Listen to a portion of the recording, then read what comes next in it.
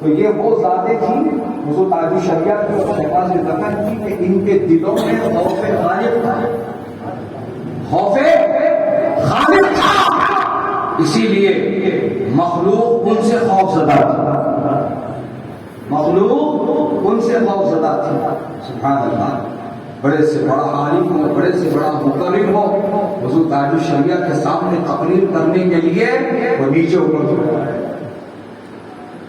حضور شہباز دکن گیرج میں بیٹھتے تھے، کتنے لوگوں نے یہ کہا کہ ہم اتنا سوچتے، اتنا تیاری کرتے کہ حضرت کے سامنے جانا ہے، یہ بولنا ہے، یہ سنانا ہے، جیسے ہی حضرت ہم کو دیکھتے ہم سب بات بھول جاتے۔ یہ کیا ہے؟ یہ ہے خوف خدا کی برکت۔ جن کے دلوں میں خوف خدا ہوتا مخلوق ان سے ڈرتی۔ تو ان اللہ والوں کے نقوش قدم کو تم اپنے لیے مشعل راہ بناؤ۔ یہ دوگلی پالیسی چھوڑو، سب کو لے کے چلو، سب کو ملا کے چلو۔ کہاں لے کے جا رہے؟ کہیں کو لے کے جا رہے؟ کیا مقصد ہے چلنے کا؟ بتاؤ، کیا تم نبی سے زیادہ لوگوں پہ مہربان ہو؟ کیا تم نبی سے زیادہ لوگوں پر مہربان ہو؟ ارے میرے آقا تو ایسے مہربان ہیں کہ اللہ قرآن میں فرما رہا ہے وَمَا أَرْسَلْنَاكَ إِلَّا رَحْمَةً لِّلْعَالَمِينَ، اور ہم نے آپ کو نہیں بھیجا مگر سارے عالموں کی رحمت بنا۔ وہ تو رحمت للعالمین ہے، ان سے بڑا مہربان کون ہو سکتا ہے مخلوق پر؟ لیکن دیکھو وہی مہربان ہے، وہی مہربان ہے، وہی سرکار رحمت للعالمین ہے۔ ہماری مسجد میں منافقین موجود ہے، کہ اپنی مسجد سے باہر نکالو، میرے آقا نے نام لینے کا باہر نکالا۔ تو کیا تم میرے نبی سے زیادہ مہربان ہو؟ جن کو میرے نبی نے نکال دیا تم ان کو جمع کر رہے؟ جن کو میرے نبی نے اپنی مسجد سے باہر کر دیا تم ان کو جمع کر رہے؟ چندے کے واسطے ہو، غلے کے واسطے وہ بھی گوشت ملا کے کھولو۔ یہی تو پیغام ہے تاج الشریعہ کا، جو پلا کو ڈھائے اختر وہ سہانا راگ ہے، جس سے ناخوش ہو گیا وہ راگنی اچھی نہیں۔ اس کا مطلب کیا ہے؟ اس کا مطلب سمجھنا ہے تو اعلیٰ حضرت کی زبان میں سمجھو، کام وہ لے لیجیے تم کو جو راضی کرے، ٹھیک ہو نام رضا تم پہ کرو۔ دنیا کو راضی کرنے میں مت جاؤ میرے بھائی، دنیا راضی ہوگی کچھ نہیں دے گی۔ تم اسی چکر میں پڑے، لائک کرو، شیئر کرو، لائک کرو، کمنٹ کرو، please please please please please please please please like کرو، شیئر کرو، پلیز پلیز پلیز پلیز۔ اتنے بار پولیس تو فٹ پاتھ پہ ٹھہرا فقیر بھی نہیں ہوتا، یہ سوشل میڈیا کا فقیر پلیز پلیز پلیز کر۔ چل ایک بات بول، پوری دنیا لائک کر لے تیرے کو کیا ملا؟ پوری دنیا لائک کر لے تیرے کو کیا ملا؟ کچھ ملا؟ نیکی، ثواب، روپیہ، پیسہ، دولت، شہرت کچھ تو ملا؟ کچھ بھی نہیں ملا۔ تو یہی سمجھنے والی بات ہے اے برکت والو، پوری دنیا لائک کرے اور اللہ ڈس لائک کر دے تو ناکام ہو گیا، تو ناکام ہو گیا۔ اور پوری دنیا ڈس لائک کرے، اللہ لائک کرے تو کامیاب ہو گیا۔ جو چیز اصل ہے وہ کر، دنیا کو راضی کرنے میں مت چل۔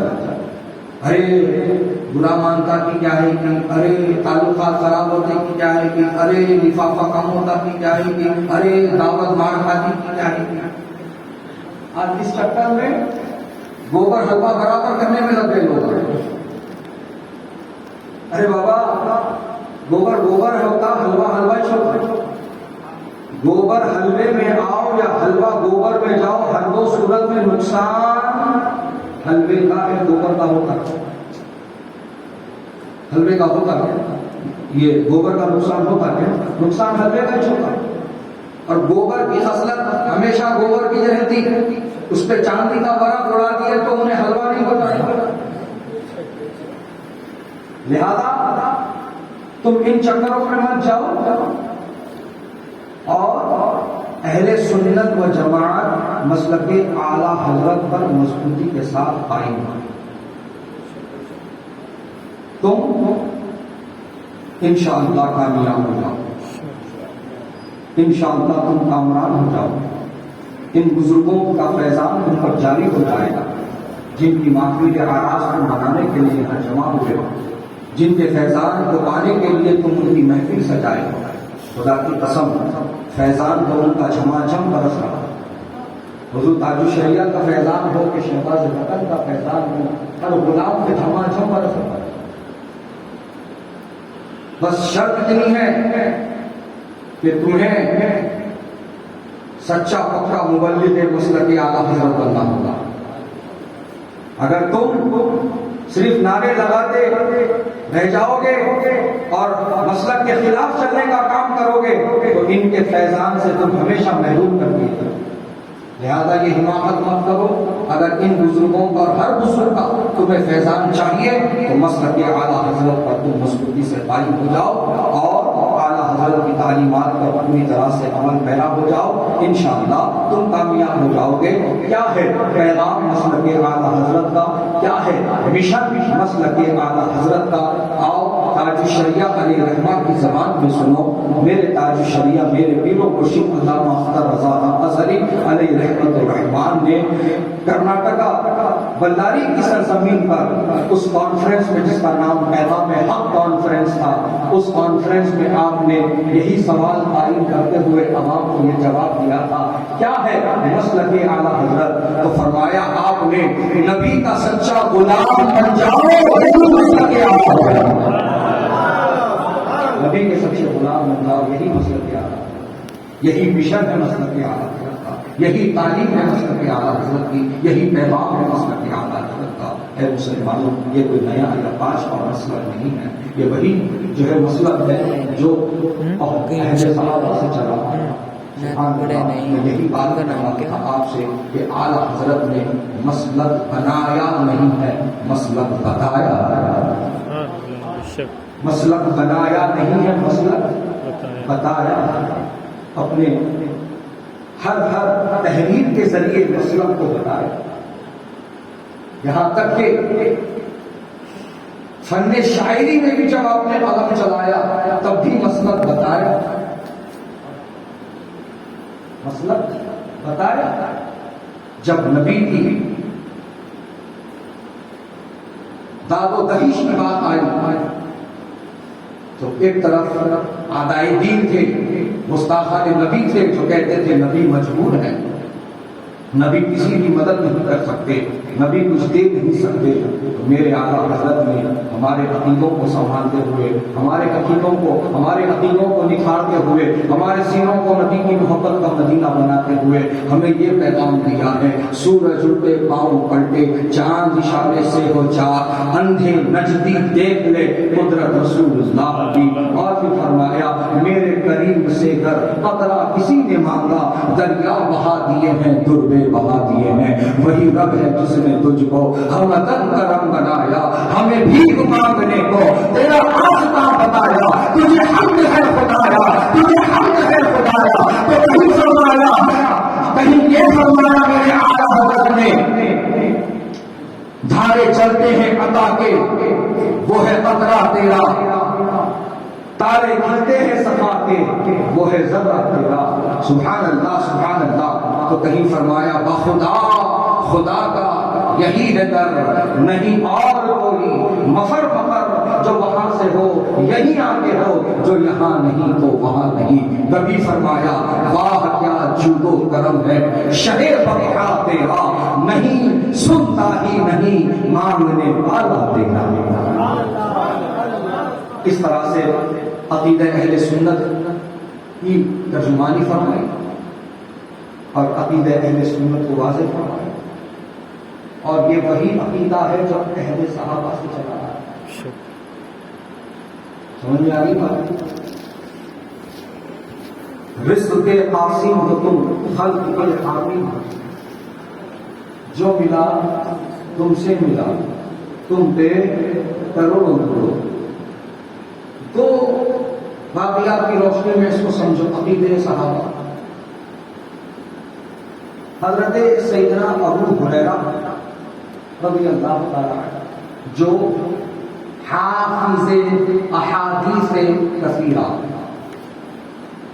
کئی لاکھ احادیث ان سے بنی.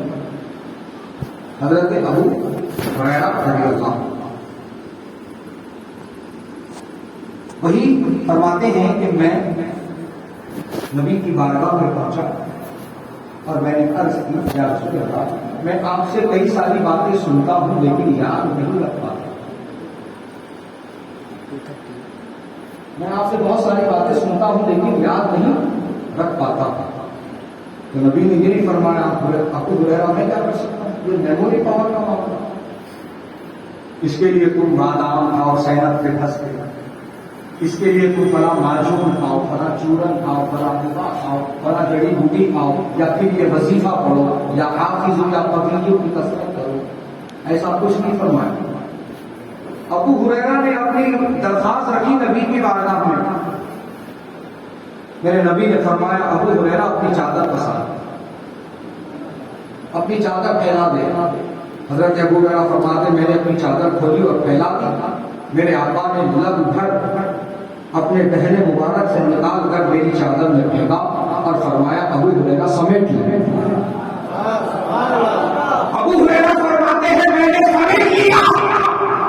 وہ تاریخ ہے اور آج کی تاریخ ہے. میں نے نبی سے جو کچھ سنا ہے میرے سینے میں محفوظ ہے. لا ورب العرش جو ملا ان سے ملا، بٹھتی ہے کونین میں نعمت رسول اللہ. سبحان اللہ. حضرت قتادہ کی آنکھ نکل گئی. حضرت قتادہ آنکھ کا ڈلا ہاتھ میں لے کے نبی کے پاس چلے. یا رسول اللہ، قتادہ کی نظر پر نظر کرم تھے. سبحان اللہ. میرے آقا نے یہ نہیں فرمایا میں کیا کر سکتا ہوں، آپ نکل گئی تو جا حکیم کے پاس، جا جراح کے پاس، جا ڈاکٹر کے پاس، جا حکیم کے پاس، جا طبیب کے پاس. نہیں، نبی نے پہلے فرمایا صبر کر لو. قتادہ نے کہا یا رسول اللہ جوان ہوں، ایک آنکھ سے اچھا نہیں لگوں گا. میرے آقا نے جب دیکھا کہ ڈلنے والا نہیں ہے، حلقہ چشم میں آنکھ کے ڈلے کو واپس رکھا، منہ سے لعاب دہن نکالا، آنکھ پہ مل دیا. سبحان اللہ.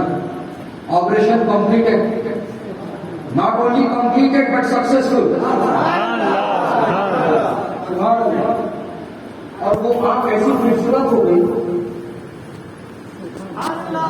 وہ آنکھ ایسی خوبصورت ہو گئی. حضرت قتادہ دوستوں کے درمیان بیٹھے ہیں تو دوست آدھی اسی آنکھ کا دیدار کرتا. حضرت قتادہ پوچھے ساتھی کو یارو کیا دیکھ رہے ہو؟ کہا قتادہ یہ آنکھ سے زیادہ خوبصورت لگ رہی ہے، یہ آنکھ سے زیادہ خوبصورت لگ رہی ہے. تو حضرت قتادہ نے کہا کیوں نہ لگے گی، اس آنکھ کو اللہ کے حکم سے فرشتوں نے بنایا ہے اور اس آنکھ کو میں نے مسلمان بنایا ہے.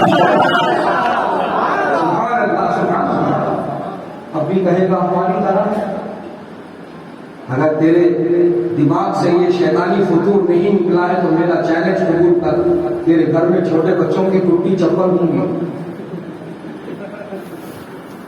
اس کو تیرے تھوک سے جڑا کے بتا. میرے نبی تو اپنے لعاب مبارک سے صحابی کی آنکھ جڑا رہے، تو تیرے گھر کے بچے کی ٹوٹی چپل کی پٹی جوڑ کے بتا.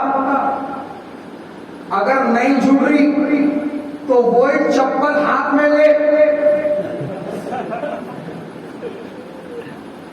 وہی چپل ہاتھ میں لے اور اپنے اوپر اس کو مار، اور پھر یہ بول میرے ابو شریعہ کی زبان میں جہاں پانی عطا کر دے، بڑی جنت عطا کر دے، نبی مختار ہے جس کو جو چاہے عطا کر دے.